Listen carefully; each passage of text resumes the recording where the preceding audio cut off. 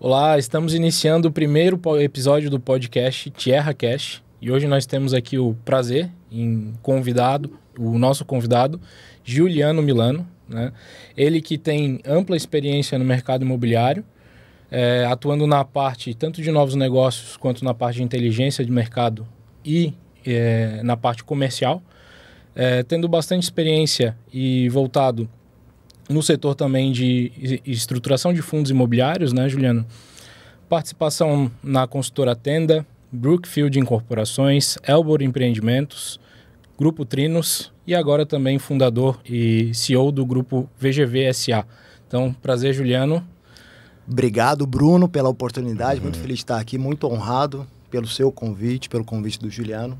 Vamos desenvolver um conteúdo bem interessante aqui para a nossa audiência. Bacana. Aproveitando também para passar a palavra ao nosso sócio co-hosting aqui no podcast, Juliano Souza, também participação dele, né, hoje e daqui para frente também nos próximos episódios, né? Lembrando que esse é o nosso primeiro episódio, né? Então sinta-se honrado aí em fazer Totalmente parte desse início, né? Então, abro aí as palavras ao Juliano, né? Hoje vamos falar um pouquinho dessa roda. Digamos que é o final da roda, né? A parte de comercialização, né? Mas ela inicia muito antes, né, Juliano? Então, abordar um pouquinho da importância, né? Da questão de ter um trajeto, né? Um processo muito bem elaborado para a parte de inteligência imobiliária, para preparar esse produto, né? E como eu falei, é a última roda, né? Porém a mais importante, é a que faz toda a força motriz dos empreendimentos para darem sequência e as incorporadoras poderem estar lançando mais e mais empreendimentos, né? Então, queria abrir aí para você falar um pouquinho da sua trajetória, né? Como é que começou a tua história no mercado imobiliário, contar um pouquinho para o pessoal. Show de bola, Bruno. Mais uma vez, muito obrigado pelo convite. Você, o Juliano. Fiquei muito feliz e honrado até por conhecer um pouco mais da tecnologia, da plataforma de vocês. Eu acho que, a gente estava batendo um papo agora há pouco, resolve uma das maiores dores que tem no mercado imobiliário. E o segmento de incorporação, loteamento, por si, só na sua natureza, é um segmento complexo, né? E a gente enxerga algumas oportunidades de gaps e melhorias, né, desses gaps dentro do mercado. E a minha história no mercado imobiliário começou antes da minha formatura. Eu sou engenheiro civil, formado pela Universidade Federal de Goiás. E antes de formar, eu tinha uma veia empreendedora e uma vontade de empreender muito grande. Na época da faculdade, eu dava aula de inglês, né? Poucas pessoas sabem disso, né? Eu acabei formando meu colegial nos Estados Unidos, numa cidadezinha no norte dos Estados Unidos, voltei para o Brasil e comecei a dar aula de inglês enquanto cursava engenharia civil. E queria empreender e pensava em montar uma escola de inglês na época. E conversando com meu pai, não está mais entre nós hoje, mas sempre foi uma grande inspiração para mim.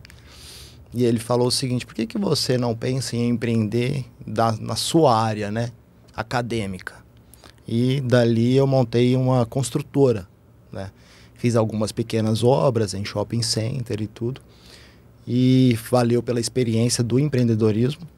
Tomei uma taca inicial por falta de experiência. Normal, né? Baita aprendizado.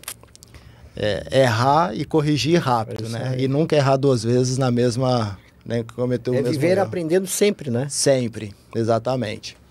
E formei em 2006, trabalhei como engenheiro trainee numa construtora de Goiânia, que atuava Goiânia, Brasília, interior de São Paulo, Bahia também, MB Engenharia, que depois, junto com a Company, com a Brascan, se tornou a Brookfield Incorporações, foi uma empresa listada na Bolsa, e foi uma das minhas maiores escolas, né? E atuei nessa parte de aquisição de terreno lá no início, né? Como analista de incorporação, coordenador de incorporação. Então tive essa experiência. Eu estava comentando com vocês e brincando, né? O corretor muitas vezes perde boas oportunidades de negócio porque traz uma oportunidade de terreno que eu brinco num papel de pão. É isso aí, né? sim. Um rabisco e fala, como o Juliano comentou aqui, top, né? O terreno é top. Mas o que significa top? Baseado em cima do quê? Né?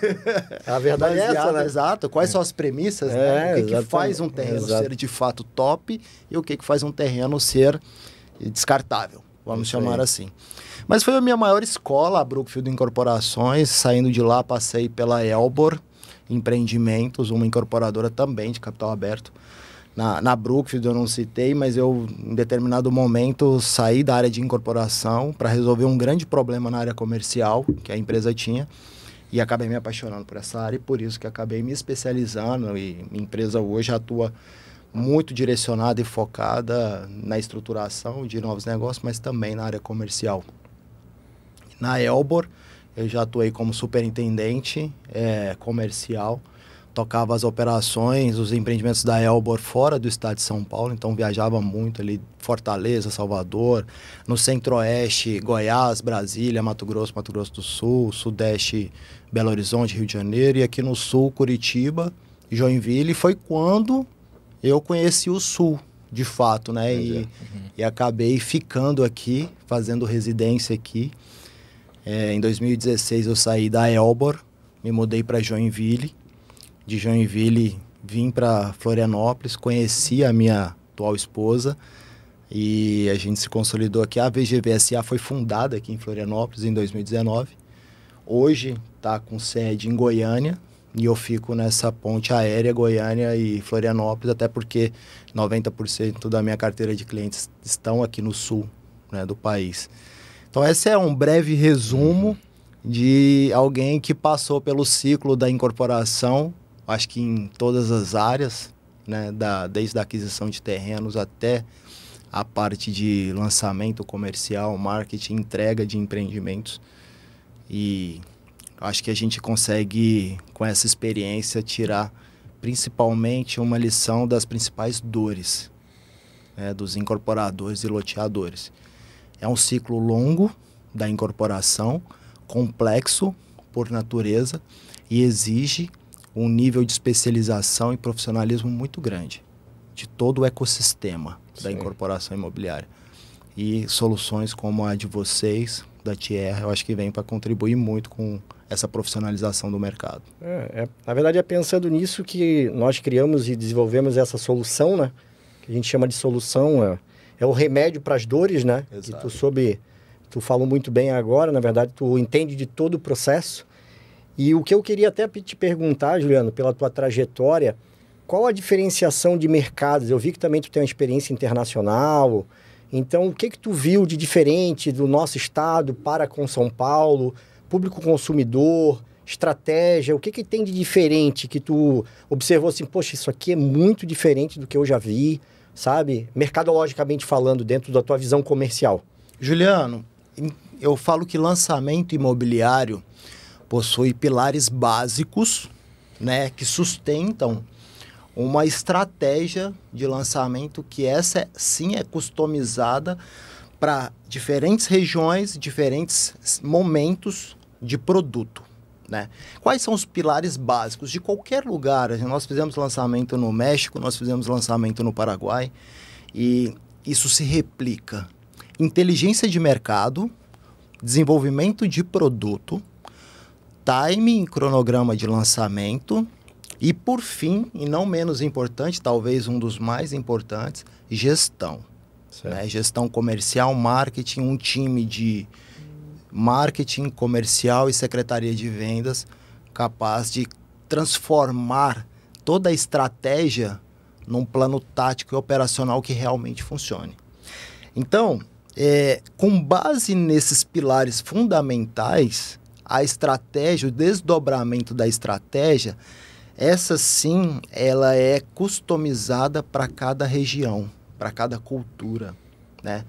Não necessariamente a mesma estratégia de lançamento que eu vou utilizar num produto aqui em Florianópolis vai funcionar num mercado como o mercado de Itapema e Balneário Camboriú, que a gente sabe que tem suas particularidades, né?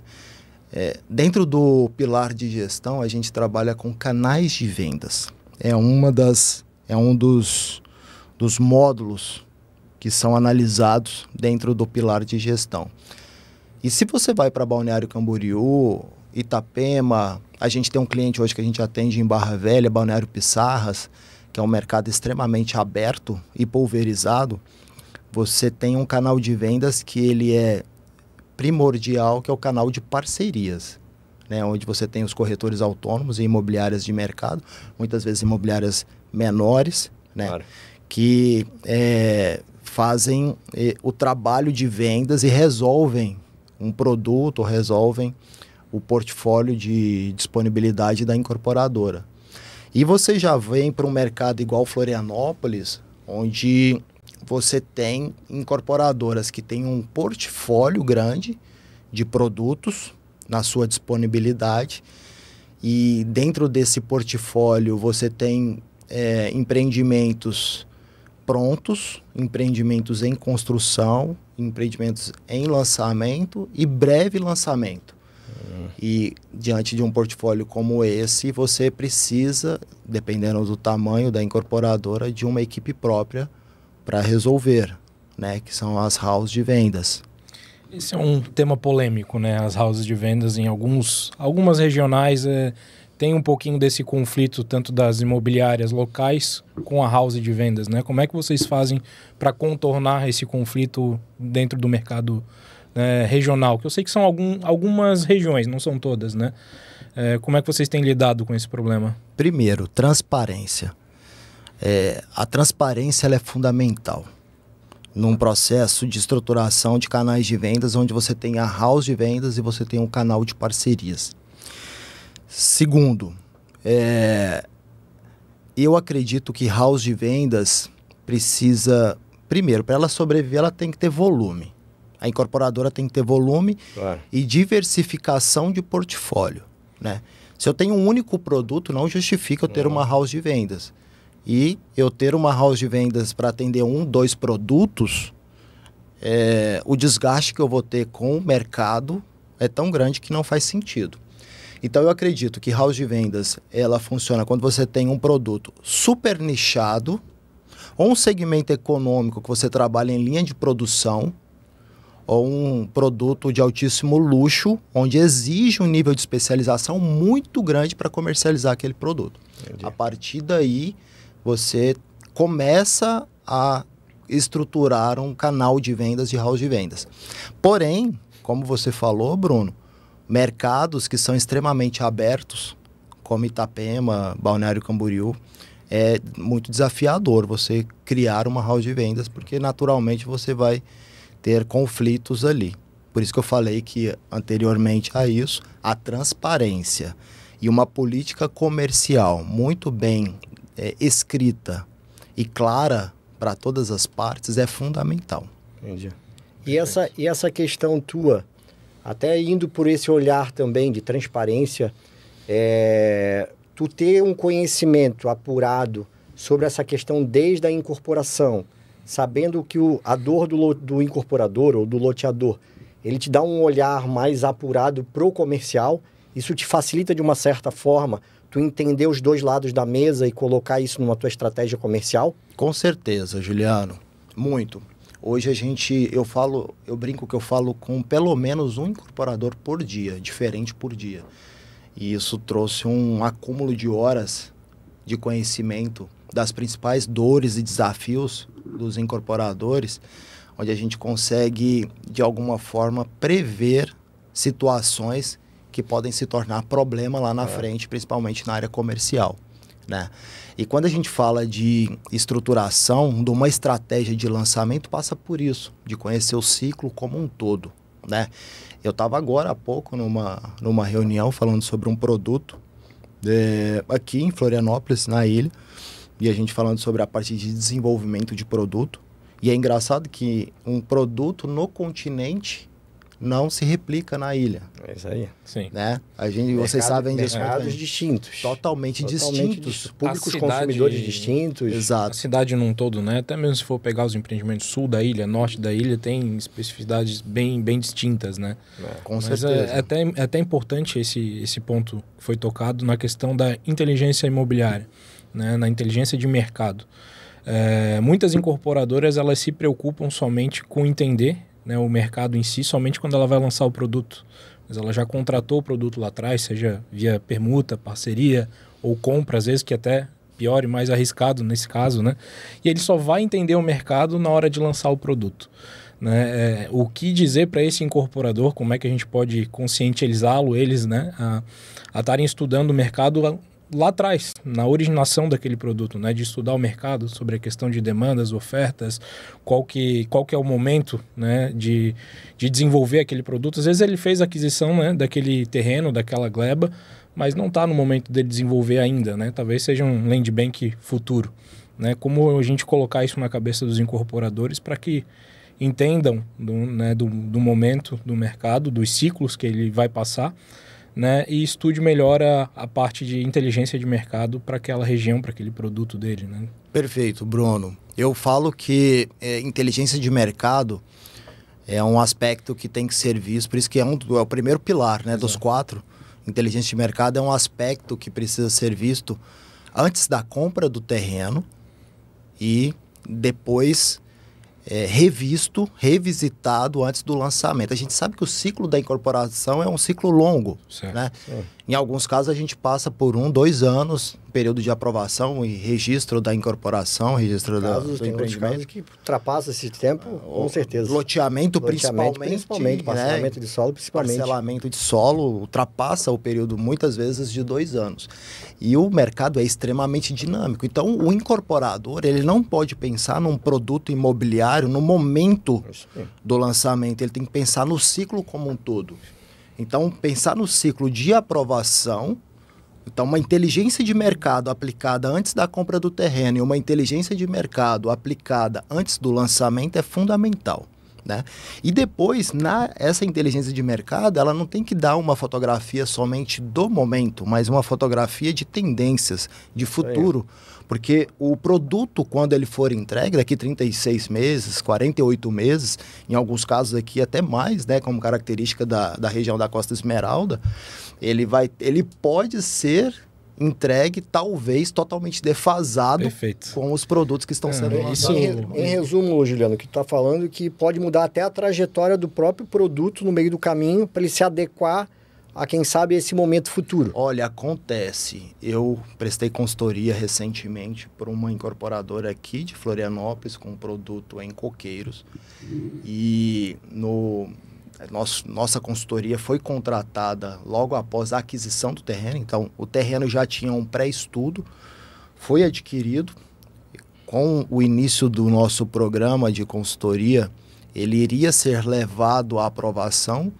E ao ser levado à aprovação, nós fizemos um estudo de inteligência de mercado. Identificamos que naquela região, empreendimentos que tinham uma tipologia do tipo garden com terraço descoberto, estava ficando engastalhada no estoque da incorporadora. Né? E a gente revisitou o projeto, fizemos alteração do segundo pavimento, que eram unidades garden, para unidades estúdio, e teve uma excelente liquidez no momento da venda, que foi 6 meses depois desse estudo. Agora você imagina que vai ser mais 36, no caso lá 24 meses de obra, e quando for entregue, alguns atributos vão estar diferentes do que no momento do lançamento. A gente tem uma das partes do estudo de inteligência de mercado, uma planilha com 117 itens de características e atributos, onde são analisados localização, acabamento, itens de lazer, fachada, segurança da região, enfim, são 117 itens, onde a gente faz um mapeamento daquele produto que a gente vai lançar em comparação com os produtos que tem na região. Isso nos mostra, como eu falei, uma fotografia do momento, mas a gente tem que pensar também uma projeção de futuro, de tendências de arquitetura e atributos de um produto imobiliário para ser bem sucedido no longo prazo. A projeção de futuro a gente deve atrelar nos dados, né, que a gente vai fazer as coletas. Né? Eu me lembro de um caso onde um incorporador ele analisou, estava fazendo um empreendimento em Tijucas. Né? E Tijucas a gente sabe que tem muitos empreendimentos em desenvolvimento. Né? Na época, até foi uns 2 anos atrás, ainda não tinham tantos empreendimentos em estoque como a gente tem agora. E eles analisaram no estudo apenas o estoque presente. né? E aí analisaram a demanda, tem demanda aqui para 3, 4 mil lotes, né, tranquilamente, e nós vamos lançar somente 2. Só que eles analisaram que eles tinham o estoque presente e não analisaram que estavam em aprovação. Durante esse time todo, esse gap, né, que ele tem da aquisição do terreno, retificação da área, regularização, aprovação, registro de incorporação, esse pessoal que largou na frente já lançou. Claro. E o estoque já não era mais 2 mil, já era 8. Né? E aí... Uma baita diferença. Muda totalmente o cenário. E é o que está acontecendo em Tijucas até agora. E continua, né? Continua. E é bem por aí. Então, um dos indicadores que são analisados, que a gente chama de VSO, velocidade sobre oferta. Venda sobre oferta, né? Que é a velocidade de vendas. Quando eu tenho o volume de estoque atual dado a velocidade de vendas daquela região, eu consigo fazer uma certa previsão, guardado também aos próximos lançamentos, né, do que a gente vai ter de estoque no momento do lançamento, para ver se o produto está aderente. E muitas vezes a gente não consegue facilmente essa informação de futuros lançamentos. Então, não quer dizer que em determinado momento eu tenho uma demanda por uma certa tipologia que daqui a um ano, quando eu for lançar, essa demanda vai ser a mesma. E ao longo do caminho, qual vai ser a estratégia para se adequar a essa demanda? Né? O que pode mudar e o que não pode mudar no produto? Né? E até falando do teu trabalho, Juliano, tu tá sentindo do mercado, tô falando de loteadores, incorporadores, eles estarem aderindo a profissionais igual você, como com a tua empresa, tem outras N empresas que também fazem esse tipo de trabalho. Tu tá sentindo uma evolução, uma quebra de paradigma, porque a gente sabe que muitas empresas sempre foram muito no feeling, muito no achismo, tu tá sentindo isso, tá tendo uma mudança, estão vendo realmente, não, a gente tem que profissionalizar. Vamos profissionalizar esse processo. Tu tá sentindo que tá havendo essa... Muito, total. Juliano, e essa mudança ela acontece de forma muito rápida, né? O incorporador, e principalmente passando talvez de geração em geração, as empresas familiares, né? Onde tem uma garotada que está assumindo as incorporadoras, ou montando suas próprias incorporadoras no momento, já com uma visão, né, mais moderna, vamos dizer assim, de gestão, onde a gente sabe que o feeling não tem mais espaço para tomada de decisão. Eu falo que uma gestão baseada em emoção e sentimento, ela nunca vai ser assertiva. Agora, quando você tem indicadores, dados de inteligência precisos para tomada de decisão, o jogo fica mais profissional. E cada vez mais a gente entende que esse é um mercado que não tem muito espaço para amadorismo, né? O nível de profissionalização exigido é muito grande. Para você ter uma ideia, e que reflete muito bem esse momento de mercado, há uma pequena sinalização de um momento mais desafiador do ponto de vista político e econômico no Brasil de 2025 e 2026, já traz um cenário de busca de demanda para o nosso serviço muito grande. Né? Isso aconteceu de forma natural. Resumindo, se atentar mais ainda para isso... Do segundo semestre do ano passado para hoje, a gente tem recebido, eu acredito que umas 5 vezes mais demanda de consultoria para que a tomada de decisão seja mais assertiva do que antes. Eu acho que isso é a união da questão da necessidade da profissionalização, né? Que acho que boa parte do mercado está começando a entender isso, né? E tem também a questão das más experiências que a gente teve no passado, né? Questão de crise imobiliária, né? Mudança de governo e uma tendência, né? a investimentos mais pé no chão daqui para frente, né? Então acho que o pessoal acaba tendo um pouquinho mais de cuidado nesse sentido, né? Acho que isso ajuda. Bruno, você tocou num ponto fantástico e eu tenho a mesma visão, né? Eu costumo fazer uma jornada de 20 anos. Nós estamos em 2024, quando a gente olha para o cenário de 2004. Foi uma verdadeira montanha-russa o mercado imobiliário. Então a gente teve um ciclo de ascensão muito grande, ali 2004 até 2013, mais ou menos, onde houve uma... Eu brinco que a gente não vendia, a gente sofria compra, né? Muitas vezes qualquer era eles que compravam, não era nós que vendíamos. Não, exatamente. É o cliente que comprava. Exatamente. A gente viveu uma época de filas nos estandes de venda, nos lançamentos. Crédito imobiliário disponível no mercado para um déficit habitacional gigantesco no Brasil, uma alta demanda. Até que em 2014 a conta chegou. Nós tivemos um período ali de 2014 a 2017, onde a economia andou de lado. Tudo que se desenvolve, lança, tem que entregar. Então foi um período de volume grande de entregas, onde aquele mercado que em alguns momentos também foi um pouco especulativo, com a restrição de crédito, essas unidades começaram a ser devolvidas. Então o volume de distrato em 2014 até 2017 foi gigantesco. As vendas eram de fato negativas, né? Tinham incorporadoras que reportavam um volume de distrato maior que o volume de vendas mensal, então o VSO era negativo. Claro. E a partir de 2018 houve um novo crescimento do mercado, com uma estabilidade econômica, uma taxa de juros mais baixa e que reflete no aumento da demanda. E o que a gente vive hoje, já olhando para os próximos 2 anos, é que a necessidade de ter aprendido, como você falou, Bruno, com toda essa jornada que nós vivemos de altos e baixos, e a necessidade de profissionalizar é muito maior, né? Eu tive ontem, recebi um contato de um incorporador que inclusive vai lançar ali no interior de Minas Gerais. É o primeiro lançamento dele. É um produto pequeno, são 20 unidades com 9 milhões de VGV. E ele me falou o seguinte: eu quero começar certo. É isso aí. E esse é o caminho. Né? O mercado não aceita mais amadorismo. O funil tá grande, né? Exato. E até mudando um pouco e extraindo um pouco de informação tua, que a gente também, eu trabalhei bastante com fundos de investimento, a gente está vendo os fundos, né, imobiliários muito ativos no mercado, né? Comprando, securitizando carteira, entrando em equity. Qual que é a tua visão dos fundos no nosso mercado imobiliário? Por que eles estão tão agressivos? O porquê? Até porque tu já teve experiência com fundo também, deve ter experiência até o momento, até porque os fundos estão inseridos no mercado imobiliário todo dia conosco. Total. Acho que assim, primeiro, a solidez do mercado imobiliário. Em qualquer momento econômico que a gente enxerga um pouco mais de oscilação, o investimento ele acaba voltando para o mercado imobiliário pela solidez, né? Você tem um lastro ali que é de tijolo, um lastro de terra, claro, né?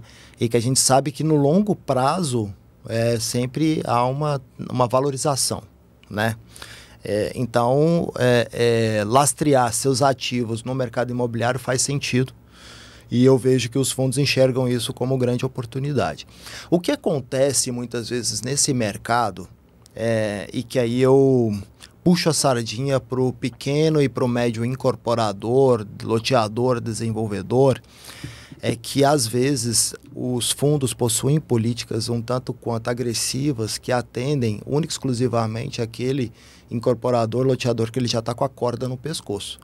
Claro. E isso acaba sendo um pênalti, né? E grande, né? Sim. E grande, porque o incorporador e o loteador naquele momento, que está principalmente nos momentos mais desafiadores da sua jornada empresarial, ele precisa muito mais de um parceiro do que alguém que vai sugar ali até a última gota, né, de sangue das amarras do processo, né? Exato. Então tem amarras de processo, tem taxas de gestão muitas vezes que, no meu ponto de vista, não são saudáveis para o empresário, para o desenvolvedor, e que a gente ainda está um pouco longe de um processo de evolução.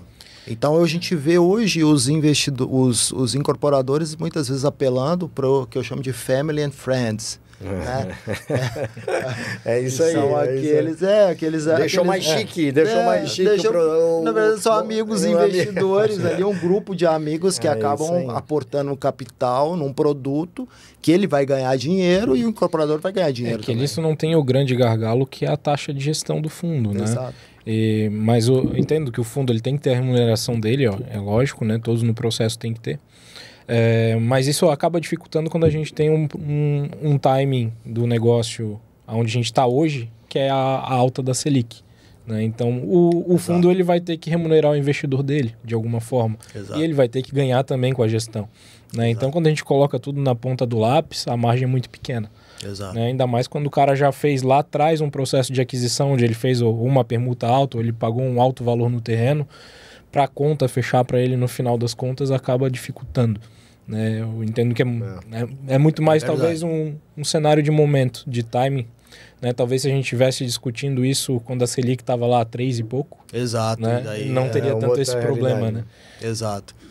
Hoje eu acho o seguinte, o papel do fundo, como qualquer investidor, ele tem que ser muito estratégico, pensando em expansão, em escalonamento de mercado, né?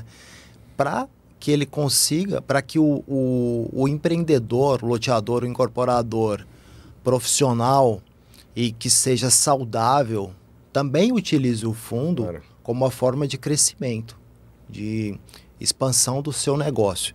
E não simplesmente quando ele está apertado e precisando de caixa para manter o fluxo da obra, né? Poder para diversificação dos produtos, né? Ao invés de ele estar injetando 100% do capital dele em um ou dois produtos, ele tem um parceiro financeiro para ele ter uma gama maior e acabar fortalecendo o land bank da consultora, da incorporadora, né? Acho que essa é um pouquinho da inteligência que pode ser aplicada para utilizar o fundo como um grande parceiro de alavancagem mesmo, né? Que de alavancagem. É o papel dele, né? No mercado. E com relação ao fundo, Juliano, assim, pela experiência que a gente também tem um pouquinho, com o fundo, não existe fundos e fundos? Existe. Né? Existem com fundos certeza. com mais amarras, outros que daqui a pouco entram no risco contigo no negócio. Exato. Né? Então, assim, a gente também, né? A gente também faz, centro dos nós lá na mesa, a gente trabalha com fundo. Eu acho que o fundo tem esse lado de amarras, mas também tem fundos que facilitam o processo. Exatamente. Né? Aí eles são teus parceiros dentro da engrenagem. Exatamente. Literalmente falando, né? Literalmente são sócios. Sócios né? do negócio. Do né? negócio. Na alegria e na tristeza. Na alegria e na tristeza, exatamente. E daí, quando você tem lá um fundo com disponibilidade para assumir uma participação do seu empreendimento, e mais uma vez eu repito, com taxas saudáveis de gestão, tanto de governança, contabilidade, financeiro, sistema, o parceiro fica com a gestão comercial, desenvolvimento de produto, marketing, há uma divisão igualitária, né, e saudável, o papel do fundo ele é fundamental para o crescimento do mercado. Aí é a receita correta, né? E melhor. E ele traz uma coisa que às vezes falta no incorporador, que é a parte de governança. Exatamente. Que é a necessidade de se realmente profissionalizar na gestão.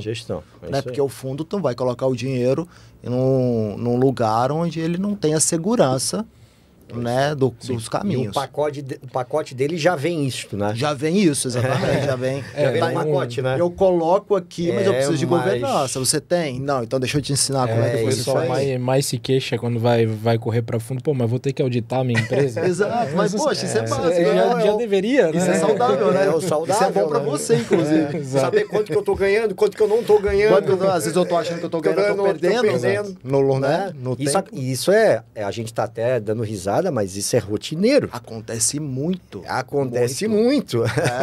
Porque às vezes a conta do incorporador, principalmente quando não tem tanta experiência, é a conta de padeiro, né? Eu paguei tanto no terreno, minha obra vai custar tanto, meu custo administrativo do escritório custa tanto, eu vou vender por tanto, sobrou. É isso aí. Mas sobrou, quando você coloca isso ao longo do tempo, faltou. Fora o risco, as variáveis no processo. Exato. Aí você pega um determinado momento de mercado onde os bancos começam a se fechar e restringir crédito. Você contava com apoio à produção, o seu fluxo de caixa tinha uma projeção que estava dentro das suas possibilidades e de repente não está mais. E aí? Como é que você faz? E aí buscar recurso no meio do processo. E o mercado não respondeu também? Exato. Nunca peça dinheiro a um banco quando você precisa. Peça quando você está com caixa cheio. Aí você vai ter uma boa negociação. E o custo de capital, ele nunca entra na conta de padeiro, né? Esse é o grande problema, né? Então, de forma alguma. Jamais ele vai entrar na conta de padeiro. Então, o risco é o teu. É você que tem risco, eles não têm risco. Não, com certeza não. Aliás, o risco dele já está 100% mapeado. Já tá mapeado. E já tem um seguro contratado se der ruim, entendeu? Já tá mapeado. É bem por aí. E falando em Santa Catarina, o que tu hoje... tu tá com projeção de lançamento? Qual a tua projeção agora nesse ano de 2025? O que tu visualiza a título de Santa Catarina? Tá, em Santa Catarina a gente está hoje com alguns projetos em andamento. A gente tem um projeto de logística aqui na região, em Governador Celso Ramos, que é o Polo Empresarial Grande Florianópolis. A gente está com uma baita de uma incorporadora em Barra Velha e Balneário Pissarras. A incorporadora é de Blumenau, mas atua em Barra Velha e Balneário Pissarras, que é uma incorporadora que está crescendo muito, a XPcom, uma grande parceira. Nós temos uma parceria forte, sólida com a RDO e com a Rhodes aqui na região continental de Florianópolis, onde eu pessoalmente atendi a RDO em 2018, 2019. Mais uma vez nós fomos chamados para ajudá-los na estratégia, né? Então, é uma baita de uma empresa, super referência no mercado. E uma demanda que é só crescente, né, aqui na região. Eu enxergo o mercado de Santa Catarina, como principalmente Costa Esmeralda, como um dos mercados mais aquecidos do Brasil, né? A gente vê pelo crescimento do valor unitário do metro quadrado, que é referência no Brasil inteiro. Balneário Camboriú por si só. Depois de Balneário Camboriú, indo para Itapema, Praia Brava, depois Balneário Pissarras, Barra Velha. Então a gente vê que é um Porto Belo, né, com a Vocan, que também é uma baita referência de mercado. Então eu enxergo o mercado de Santa Catarina como um dos mercados mais pujantes, assim como Goiânia, né? Então não é à toa que a gente está nessas duas praças, né, com operação em andamento, porque Goiânia também tem um mercado super aquecido. É uma cidade onde durante muitos anos teve o preço do metro quadrado relativamente baixo quando comparava com outras cidades no Brasil inteiro, né? Assim como Curitiba também, nós trabalhamos muito em Curitiba, então a gente tem essa referência. E depois da pandemia acho que rompeu um pouco essa bolha do preço do metro quadrado e valorizou algumas regiões. Você pega Batel, em Curitiba, teve durante muitos anos, que é um bairro nobre, né? O metro quadrado... 8, 9 mil reais não rompia e hoje a gente fala em 20, 22 mil reais alguns produtos. Então, assim, eu enxergo. Falando até de Goiânia, eu tive em Goiânia, no fundo em Goiânia, visitando, e me chamou muita atenção a cidade. Eu não sei, foi a minha percepção, porque quando a gente vai nos lugares, a gente começa só a ver, o mercado imobiliário está na nossa cabeça, né? Eu começo a ver horizontal, vertical. Eu vi uma cidade muito horizontal. Eu não vi uma cidade tão vertical. Ela está passando por uma mudança porque eu vi muito condomínio fechado, condomínios enormes, né, de lotes, né? Então, ela está passando com essa transição, a verticalização está acontecendo bastante. Goiânia é uma cidade que, historicamente, talvez até pela referência lá atrás da Incol, né? Que é uma empresa goiana, que foi uma referência nacional, a maior construtora do Brasil ao longo de muitos anos. Acho que até da América Latina, não sei, né? Já ouvi alguma referência assim.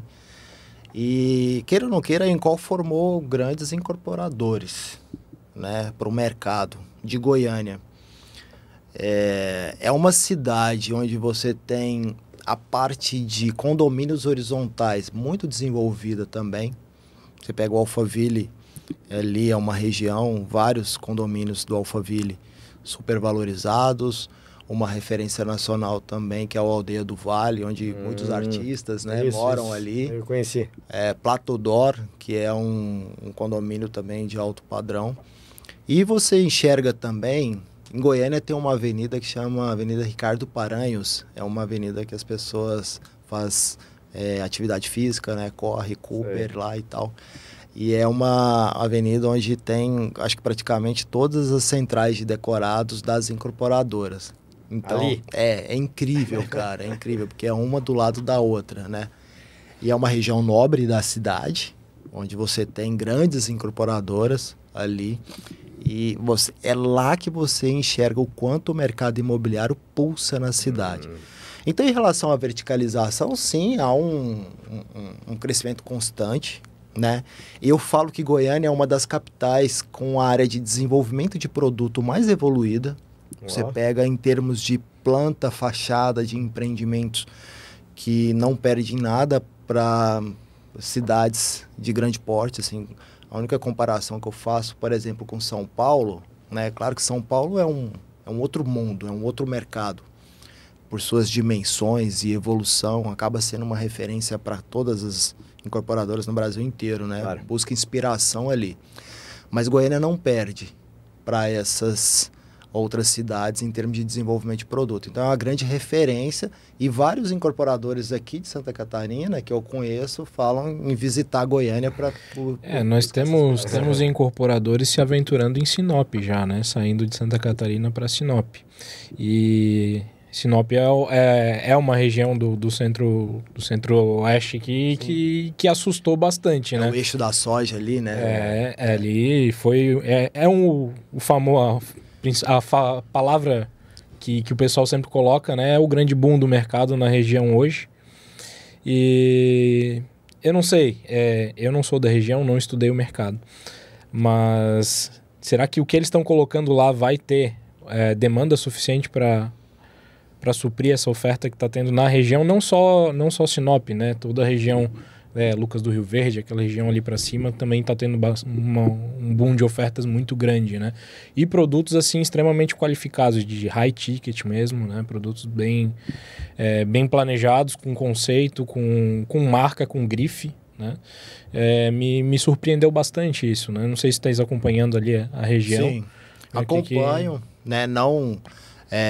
tão de perto, mas assim, acho que um dos indicadores claros para um desenvolvimento de uma cidade é de fato a economia, né? É o PIB daquela região. O agro, dado alguns momentos de mercado, ainda é um setor que gira um capital muito alto, né? E acaba sendo um motor propulsor do crescimento dessas cidades, né?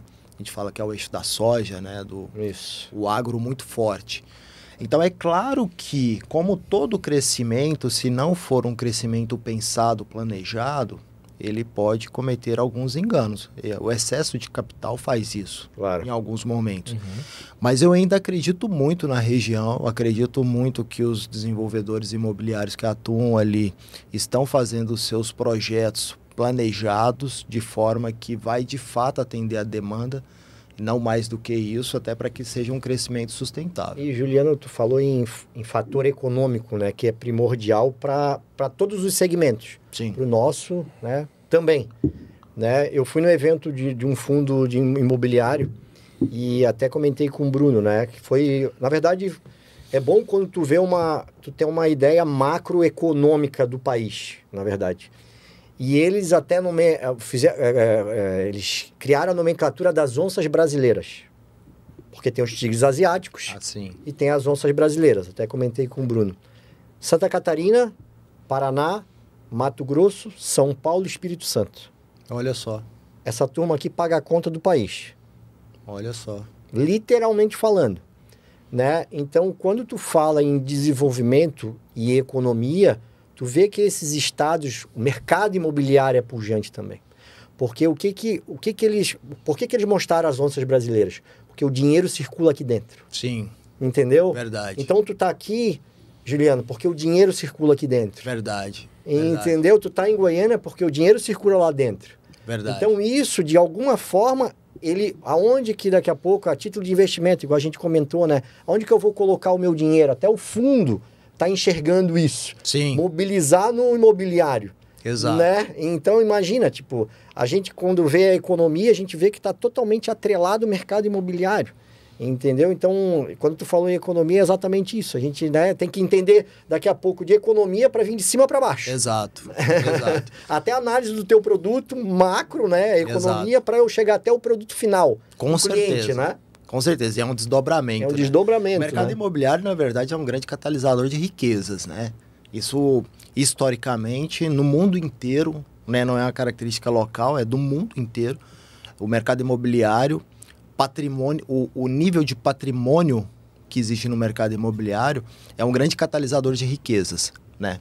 E por causa disso, a gente começa a enxergar que, de fato, aquelas regiões onde você tem uma economia desenvolvida, e essa economia desenvolvida ela passa por processos também menos burocráticos, do ponto de vista de governo, do ponto de vista de município, menos burocráticos que facilitam o desenvolvimento imobiliário daquela região.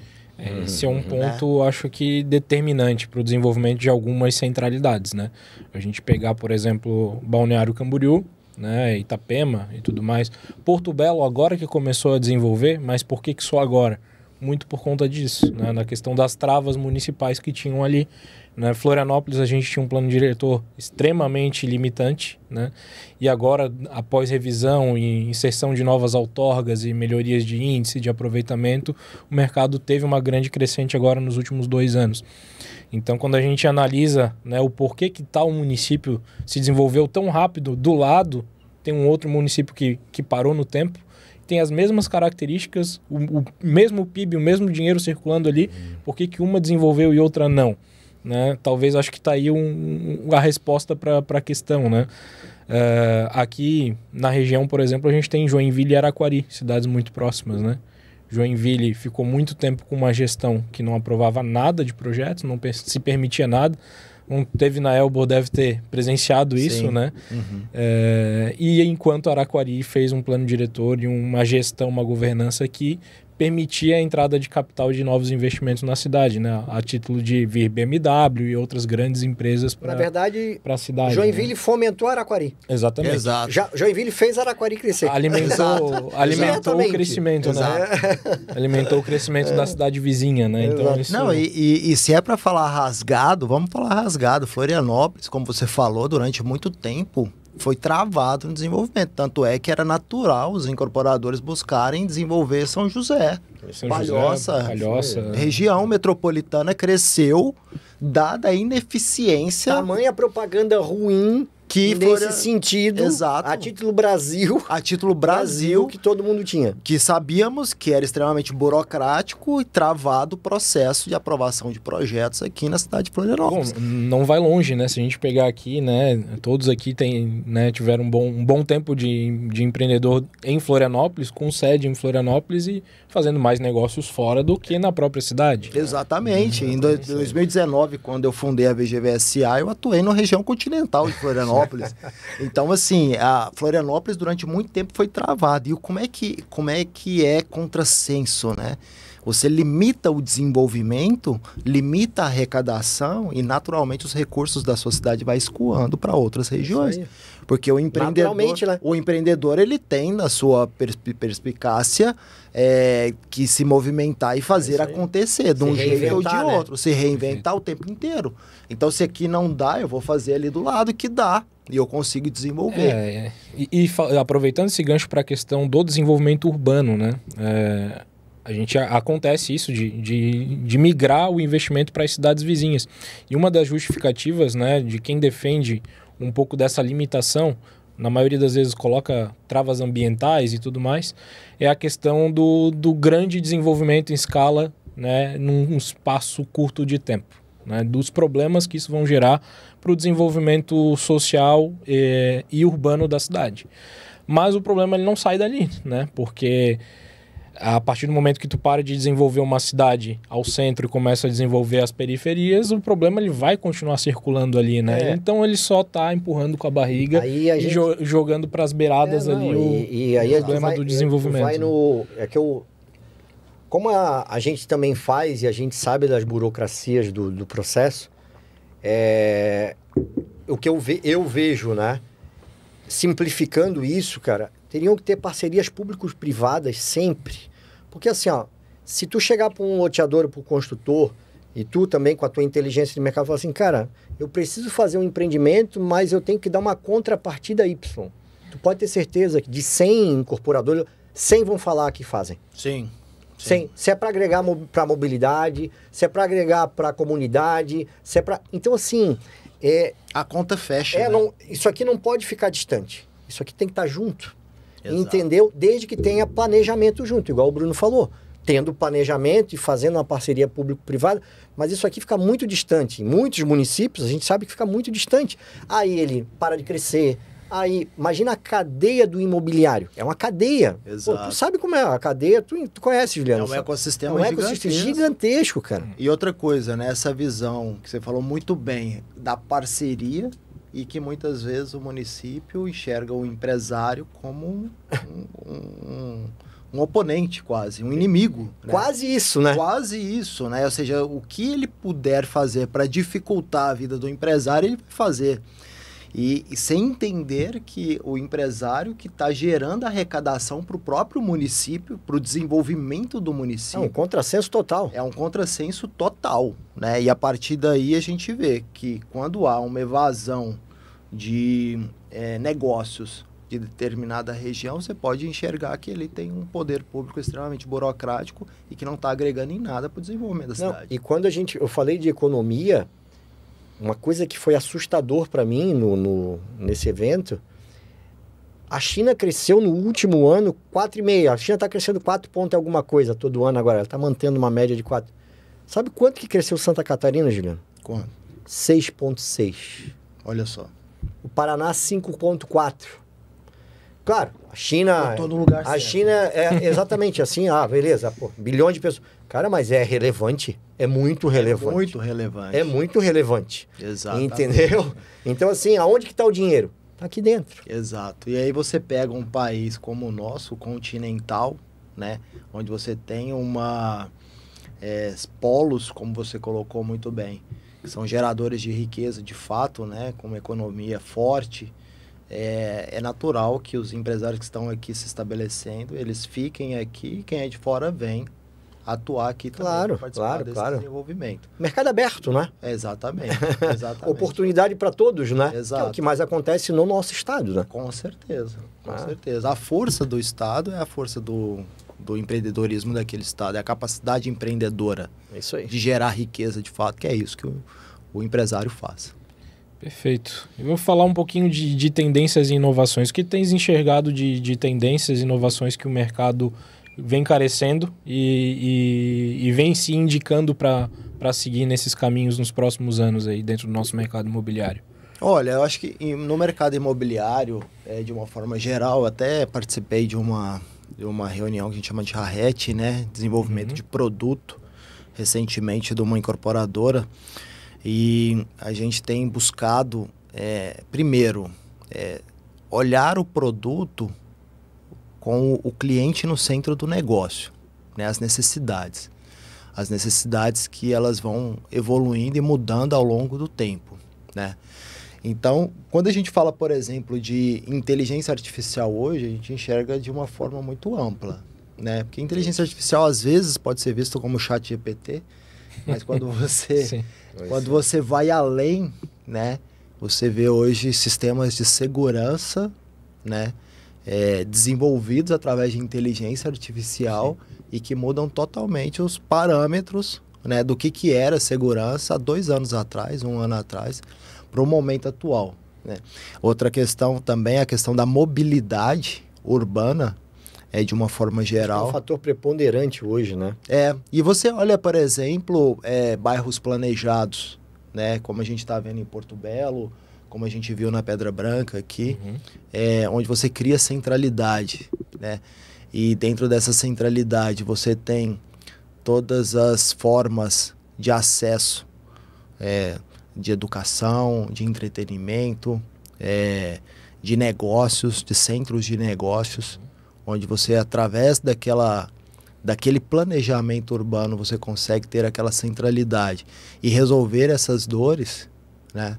De segurança pública, inclusive através de inteligência artificial. É um novo urbanismo na prática, né? E tirando um pouquinho da dor do setor público e trazendo um pouquinho para o setor privado, que é quem de fato tem se provado por A mais B que sabe fazer, que tem competência e investimento para isso, né? E eficiência, né? Então, em resumo, o que a gente está conversando, sintetizando, os bairros planejados são a tendência de mercado. Exato. Que agregam tudo isso, todos esses elementos dentro desses empreendimentos. Exato. E nesse sentido de não depender tanto do poder público para resolver uma questão social de urbanismo, que o bairro planejado resolve. Já soluciona. Já soluciona. Então, ninguém melhor que o próprio desenvolvedor imobiliário para pensar a urbanização de uma região, entendendo todos os aspectos e olhando exclusivamente para o mercado em si, para o comportamento do consumidor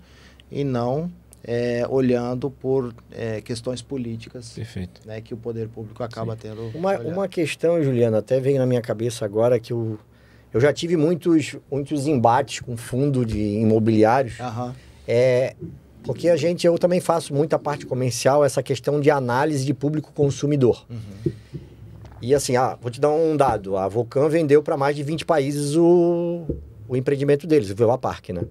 Quando tu faz uma análise de mercado e tu vai definir público-alvo, hoje eu falo que o nosso mercado é mundo.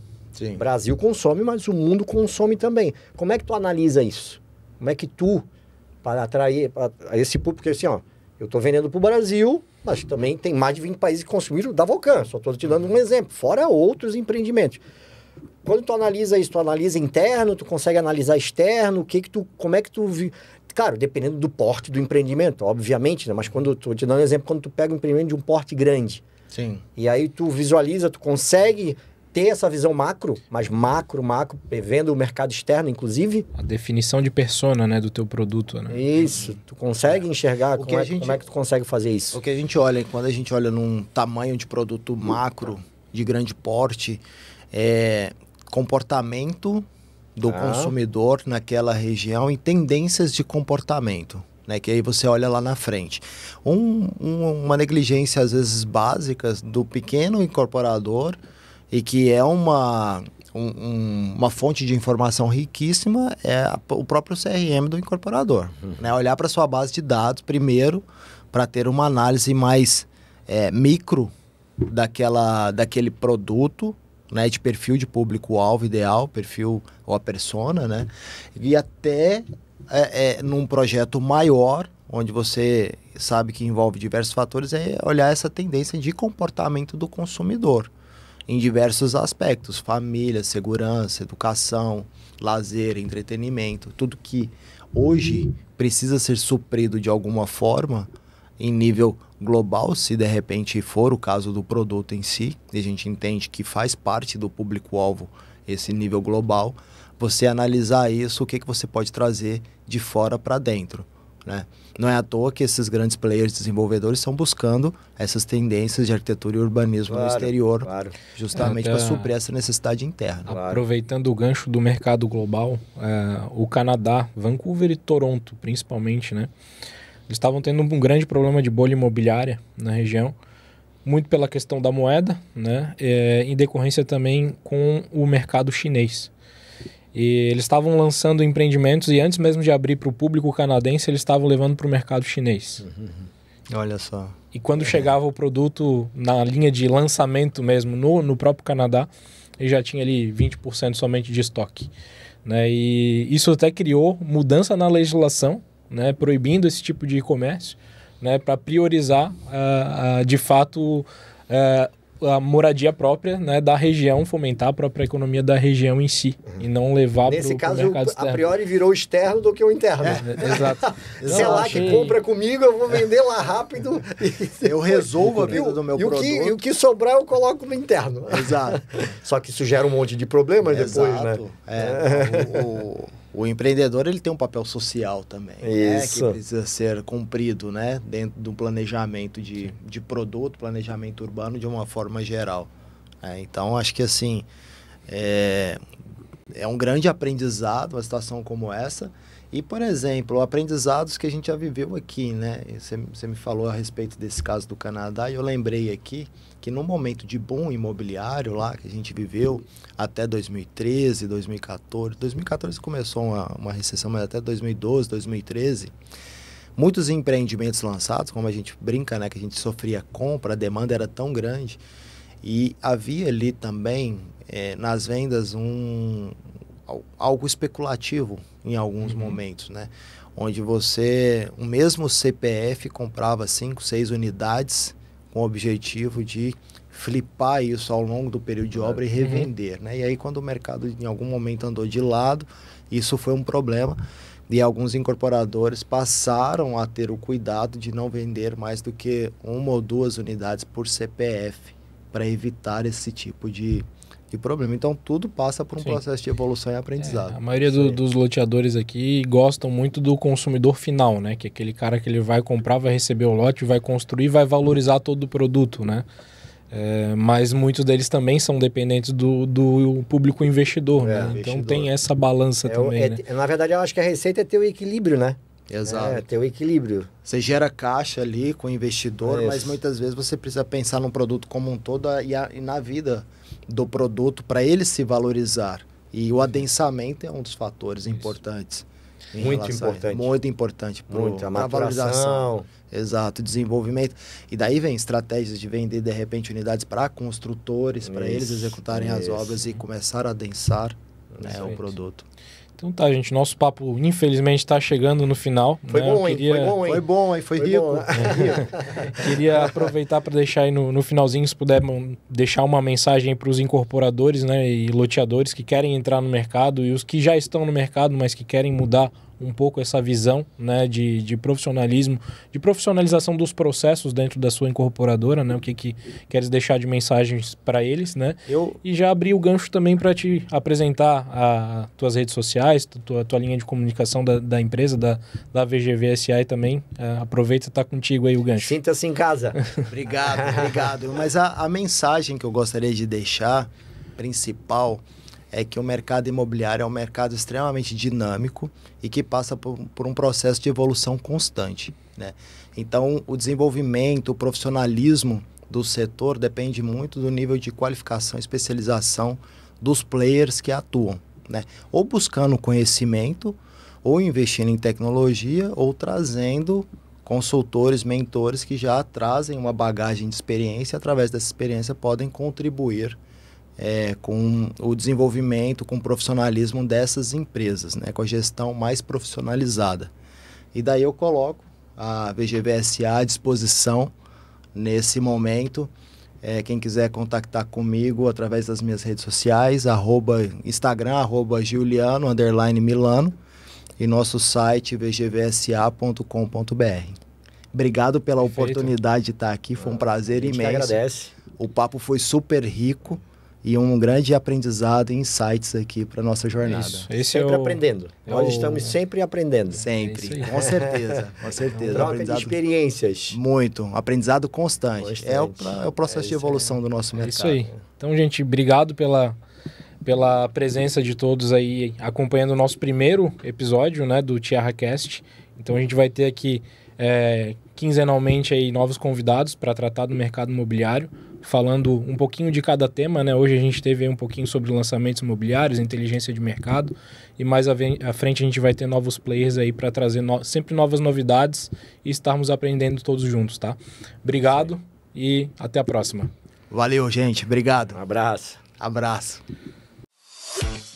Você já parou para pensar que todos os lugares que frequentamos têm algo necessário em comum? Por exemplo, o nosso lar, seja casa ou apartamento, o escritório para o seu trabalho e o colégio dos nossos filhos, o shopping para fazer suas compras ou até mesmo um hotel para férias em família. Todos eles têm algo essencial em comum: o terreno, ou melhor, a terra. Por isso fundamos a Tierra, uma PropTech do mercado imobiliário, com seu marketplace de terrenos para incorporações, sejam eles prédios residenciais, comerciais, hotéis, shopping centers, loteamentos e condomínios fechados. Ajudamos a transformar as brutas como essa em grandes empreendimentos imobiliários como esse. Nós, como fundadores, atuamos há mais de 10 anos no mercado imobiliário, realizando desde a estruturação de empreendimentos e também na incorporação ou até mesmo na intermediação de grandes negócios imobiliários. Já sentamos dos dois lados da mesa. Com isso, identificamos as necessidades tanto do corretor, que busca intermediar os seus negócios, mas também do empreendedor, que busca expandir os seus empreendimentos. Ao corretor, falta o domínio técnico que um suporte de engenharia poderia solucionar, além dos dados que podem ser vazados e arruinar uma futura negociação. Ao incorporador, as informações chegam desencontradas, elevando o seu tempo de análise, os seus custos e reduzindo sua taxa de conversão. Para solucionarmos isso, é que fundamos a Tierra Land Tech. Vem decolar conosco!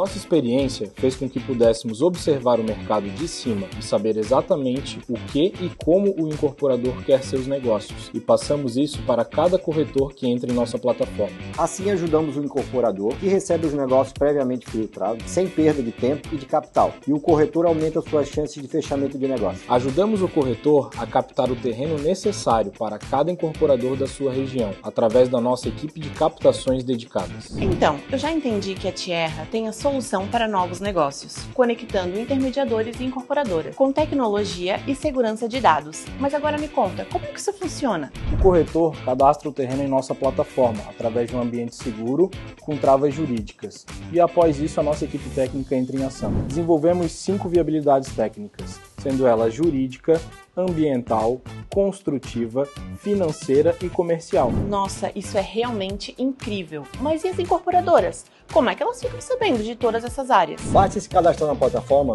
e buscar seus interesses de pesquisa, desde o tipo de empreendimento até os resultados financeiros. E o melhor de tudo é que o processo é extremamente seguro para todas as partes, pois o incorporador só recebe todas as informações após a assinatura digital de uma carta de intenção de negócio. Então, você que é corretor e quer participar de grandes intermediações imobiliárias, podendo gerar comissões milionárias, você já sabe o que fazer. E você, incorporador, que quer dar mais velocidade nas suas análises de novos negócios, aumentar suas taxas de conversão, ter toda a segurança dos seus negócios e ainda reduzir custos, não vai querer deixar a concorrência passar na frente e ter os melhores terrenos, não é mesmo? Vem decolar com a gente, venha ser Tierra.